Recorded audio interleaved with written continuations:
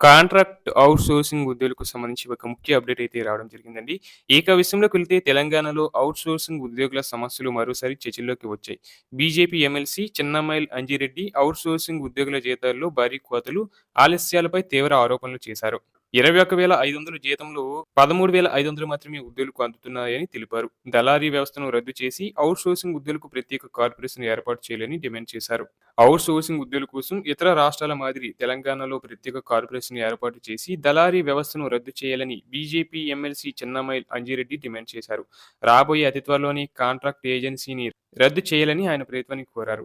Outsourcing ఉద్యోగులు కొన్ని సంవత్సరాలుగా ఎదుర్కొంటున్న సమస్యలను చెన్నమనేని అంజిరెడ్డి శాసన మండలిలో ప్రస్తావించారు. ఆ తర్వాత మీడియా పాయింట్‌లో మాట్లాడుతూ రాష్ట్రంలో 4,91,000 మంది పనిచేస్తున్నారని అన్నారు.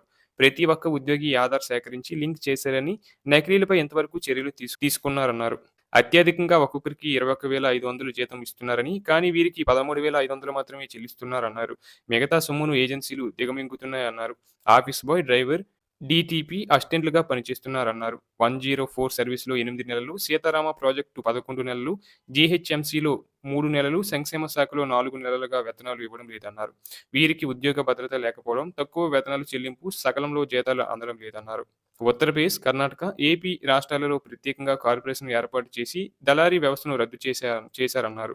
బోగస్ ఔట్‌సోర్సింగ్ ఉద్యోగులను గుర్తించినప్పటికీ వారిపై ఎందుకు చర్యలు తీసుకోవడం లేదో సమాధానం చెప్పాలన్నారు. హిల్డ్ పాలసీ విషయంలో ప్రభుత్వం సరైన విధానంతో ముందుకు పోవడం లేదని, కేవలం రియల్ దందా కోసమే ఈ విధానం తెచ్చారని అంజిరెడ్డి అన్నారు.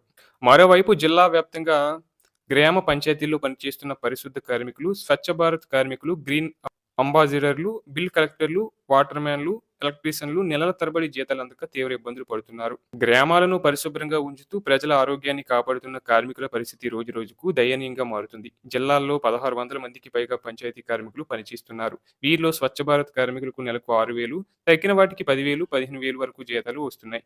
ఈ అరకొర వేతనాలతోనే కుటుంబాలను పోషిస్తున్నారు. ప్రస్తుతం ఉరవకొండ పంచాయతీలో 1 నెల జీతం బకాయి ఉండగా, మిగతా అన్ని పంచాయతీల్లో 2-6 నెలల వరకు వేతనాలు పెండింగ్‌లో ఉన్నాయని కార్మికులు వాపోతున్నారు.